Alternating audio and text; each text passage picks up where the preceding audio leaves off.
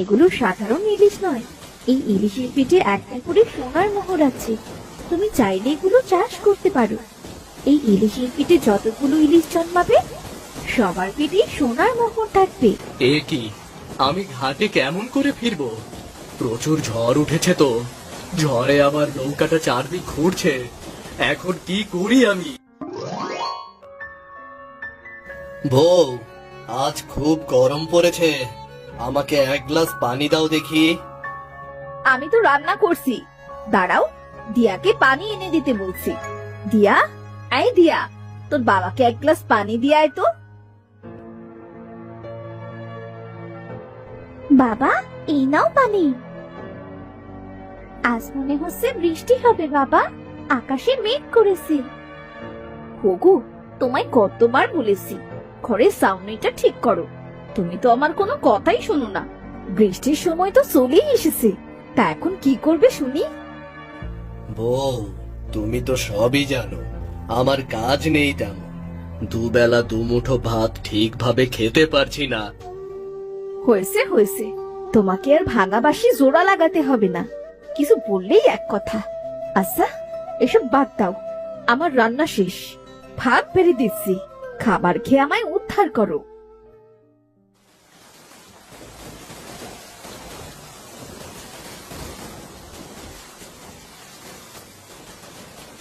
দেখেছো বাবা, কত জোরে বৃষ্টি হচ্ছে? আমি বলেছিলাম না আজ বৃষ্টি হবে। মনে হচ্ছে ঝড় উঠবে এবার। হে বিধাতা, তুমি আমাদের ঘরটাকে রক্ষা করো, দেখো ঘরটা যেন আমার ভেঙে না যায়।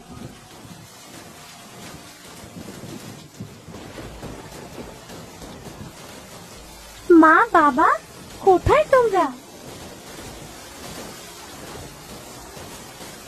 খিরে দিয়া, কি হলো? অমন করে ডাকছিস কেন? দেখো, বৃষ্টির পানিতে আমার খাটটা ভিজে গিয়েছে, আমি কোথায় ঘুমাবো মা? মা দিয়া, দেখো, এই পাশটা শুকনো আছে, একদম পানি পড়ছে না। তুই এখানে ঘুমামা। এ বছরটা একটু কষ্ট কর, সামনের বছর আমি ঘর ঠিক করে দেব, বুঝলি? ঠিক আছে বাবা, তোমরা ঘুমিয়ে পড়ো, আমিও ঘুমাই। দিয়ার কথা মতো রতন আর মোহিনী দিয়ার ঘর থেকে চলে আসে।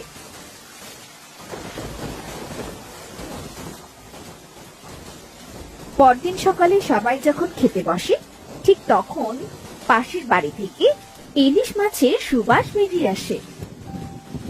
বাহ, কি সুন্দর সুবাস বেরোচ্ছে বাবা, মনে হচ্ছে পাশের বাড়িতে ইলিশ রান্না হচ্ছে।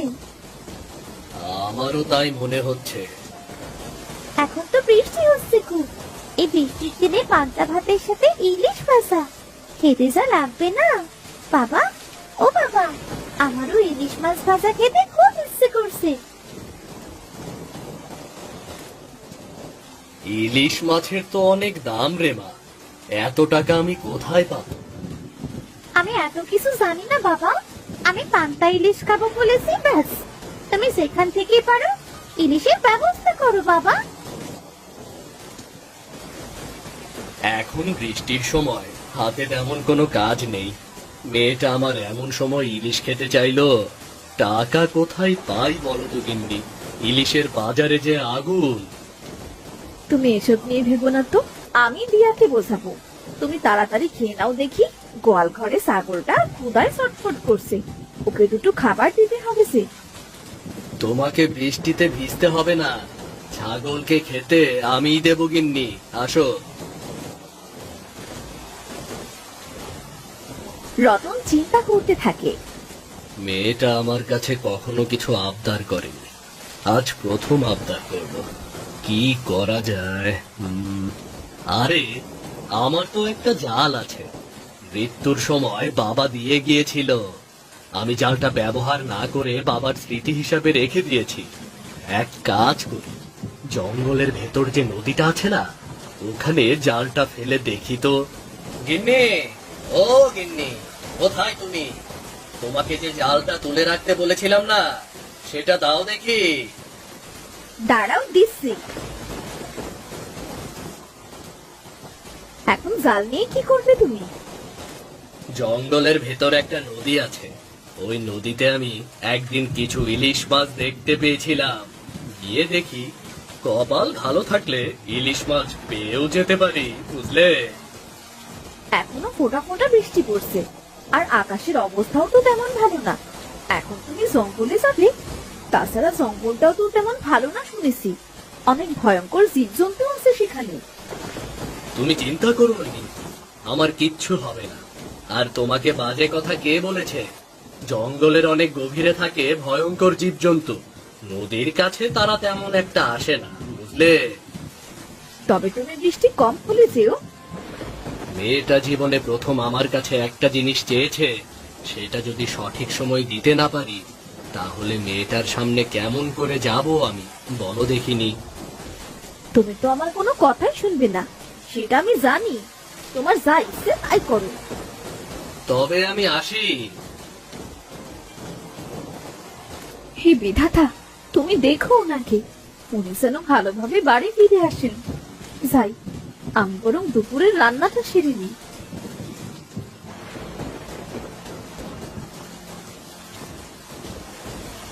এই বলে মোহিনী রান্না করতে শুরু করে।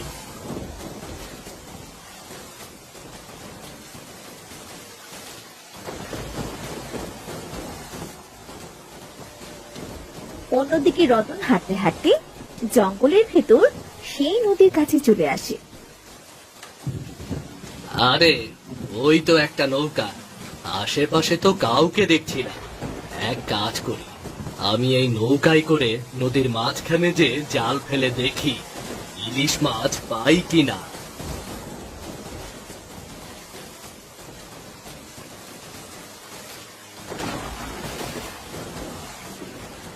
হে বিধাতা, জালে তো সব অন্য মাছ উঠেছে। মেয়েটা তো আমার ইলিশ মাছ খাবে, দয়া করে একটা ইলিশ মাছ আমার জালে ফেলে দাও, হে বিধাতা গো। এই বলে রতন নদীতে আবারও জাল ফেলে। রতন তো জাল টেনে তুলে অবাক হয়ে যায়। বিধাতা আমার ডাক কবুল করেছে, কত মাছ উঠেছে জালে, সব ইলিশ মাছ। এই মাছগুলো নিয়ে বাড়ি যায়, মেয়েটা হয়তো আমার জন্য অপেক্ষা করছে। এই বলে যখন রতন ইলিশ মাছ নিয়ে ঘাটে ফিরে আসছিল, ঠিক তখন আকাশে ঘন মেঘে ভরে যায়, বজ্রপাত হতে শুরু করে, আর সাথে সাথে ঝড় বৃষ্টি শুরু হয়ে যায়। এ কি, আমি ঘাটে কেমন করে ফিরবো? প্রচুর ঝড় উঠেছে তো, ঝড়ে আবার নৌকাটা চারদিক ঘুরছে। এখন কি করি আমি? হে বিধাতা, এবার বুঝি রক্ষা নেই, মনে হয় না আর বাঁচবো আমি। আমি তলিয়ে যাচ্ছি, হে বিধাতা, একটা পথ দেখাও।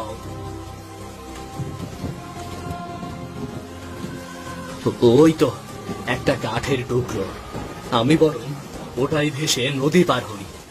এরপর কাঠের টুকরোর সাহায্যে ভেসে ভেসে এক সময় রতন ঘাটে পৌঁছে যায়।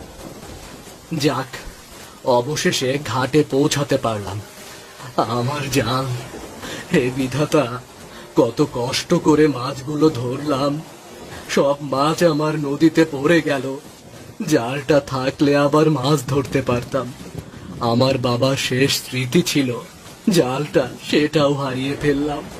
বাড়িতে ফিরে আমি কি বলবো? এই বলে রতন কাঁদতে থাকে। ওপর দিয়ে যাচ্ছিল এক বুড়ি। রতনের কান্না দেখে বুড়ি রতনের কাছে আসে। কি হয়েছে রে বাবা, এমন করে কাঁদছিস কেন তুই? একা একা এই ঝড় বৃষ্টিতে জঙ্গলেই বা কি করছিস? আর বলো না বুড়িমা, আমার মেয়েটা ইলিশ মাছ খেতে চেয়েছে। আমি ইলিশ মাছ ধরতে এখানে এসেছিলাম, আমার বাবার শেষ স্মৃতিটাও হারিয়ে ফেললাম। কাঁদিস না রে বাছা, আমিও বিপদে পড়েছি, একটু সাহায্য করবি আমায়? কি সাহায্য চাইছো তুমি বুড়িমা?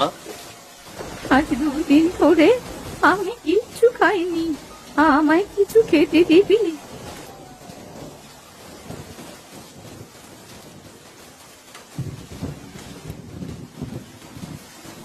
বুড়িমা, এটা মাথায় দাও, দেখবে তোমার গায়ে আর বৃষ্টির পানি পড়বে না। ধন্যবাদ তোকে বাবা। বুড়িমা, আমার কাছে তো কোনো খাবার নেই, তুমি এখানে বসো, আমি দেখছি কোনো খাবার পাই কিনা। ঠিক আছে রে বাবা।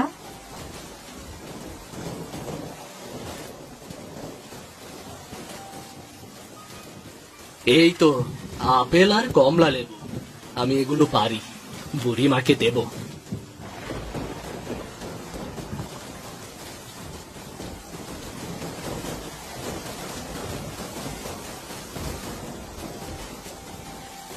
এই নাও বুড়িমা, এগুলো তুমি খাও, অনেক খুঁজে তোমার জন্য এনেছি।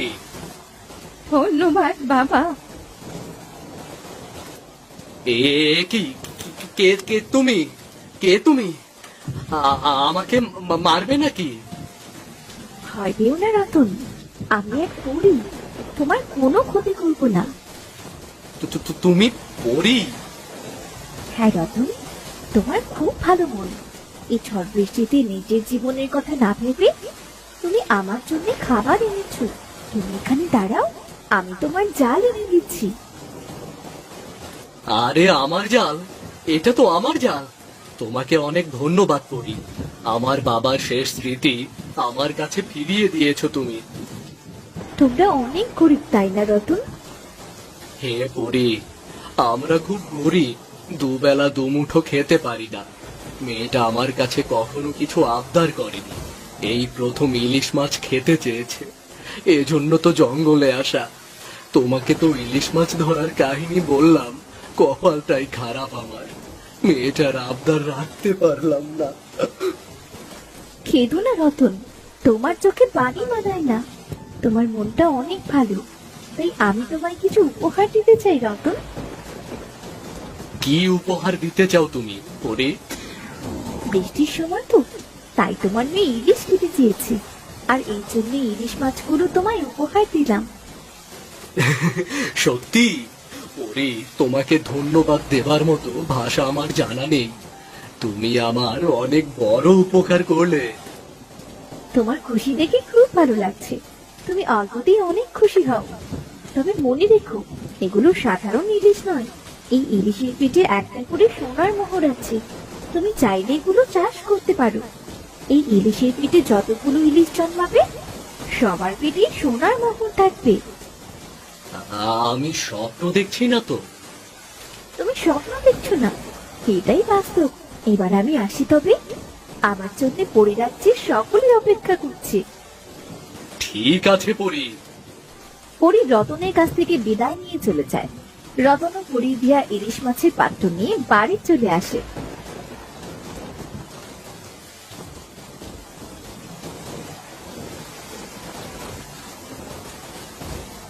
ওগো, এত সময় তুমি কোথায় ছিলে? জানো, আমি কত চিন্তা করছিলাম, কি ঝড় উঠেছিল। এই ঝড় বৃষ্টিতে তুমি কোথায় ছিলে গো? আর বলো না গিন্নি, ঝড় বৃষ্টিতে আমি নদীর মাঝে ছিলাম।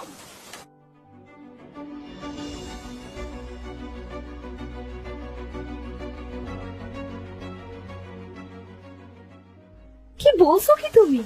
বিধাতা কত বড় বিপদ থেকে বাঁচিয়েছেন তোমায়, তা বুঝতে পারছো? তোমার কিছু হলে আমাদের কি হতো একবার ভেবে দেখেছো? কতবার করে নিষেধ করলাম বৃষ্টির সময় যেও না, কিন্তু আমার একটা কথাও তো শোনো না তুমি। আহ, বাকি কথা শুনবে তো গিন্নি? আর কি বলতে বাকি আছে? আচ্ছা, একটা কথা বলবো, তোমার জাল মাছ তো সব পানিতে ডুবে গিয়েছিল, তবে তবে এগুলো কোথায় পেলে? তবে শোনো,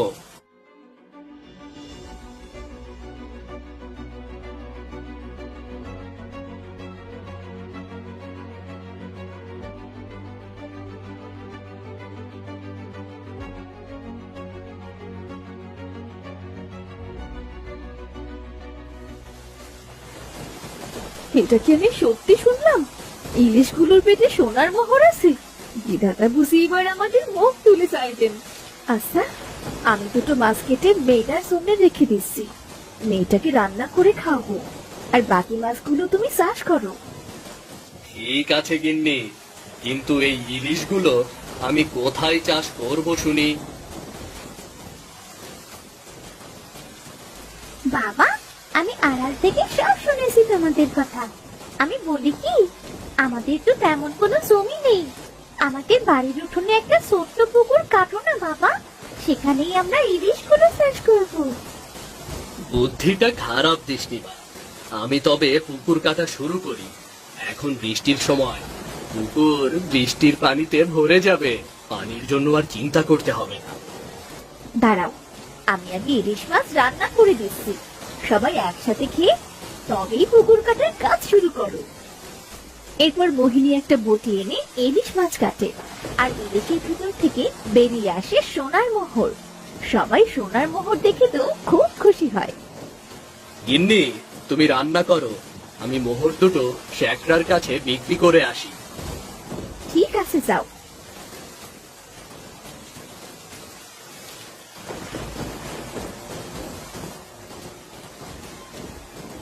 অন্যদিকে রতন ইলিশ মাছের ভেতর পাওয়া মোহর দুটো শ্যাকরার কাছে নিয়ে যায় বিক্রি করতে।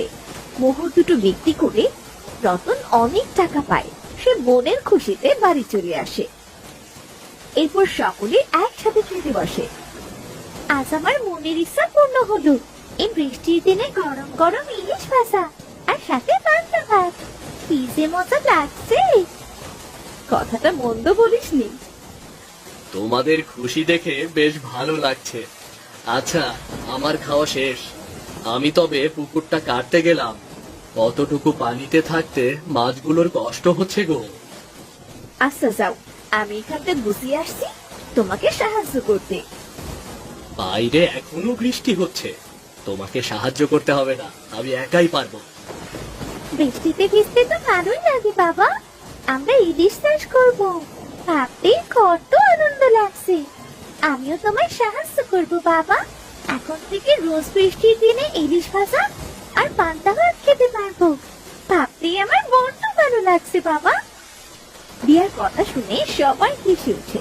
এরপর রতন পুকুর কাটতে চলে যায়। কিছুক্ষণের ভেতর তারা পুকুর কেটে সম্পূর্ণ করে। পুকুর কাটা তো শেষ, এখন পুকুরে পানি দরকার। আমি বলি কি, আমরা কিছু পানি এনে পুকুরে দিই, এরপর ইলিশগুলো ছেড়ে দিই।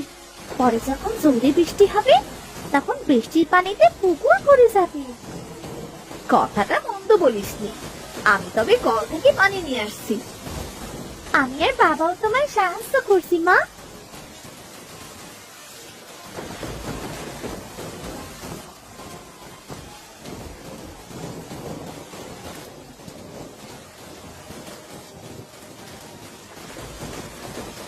গিন্নি, আর কষ্ট করতে হবে না। দেখো, জোরে বৃষ্টি হচ্ছে, তোমরা ঘরে যাও। আমি ইলিশ মাছগুলো এনে পুকুরে দেই। দেখবে কিছুক্ষণের ভেতর পুকুর পানিতে ভরে গেছে গো। ঠিক আছে। কয়েক মাস পর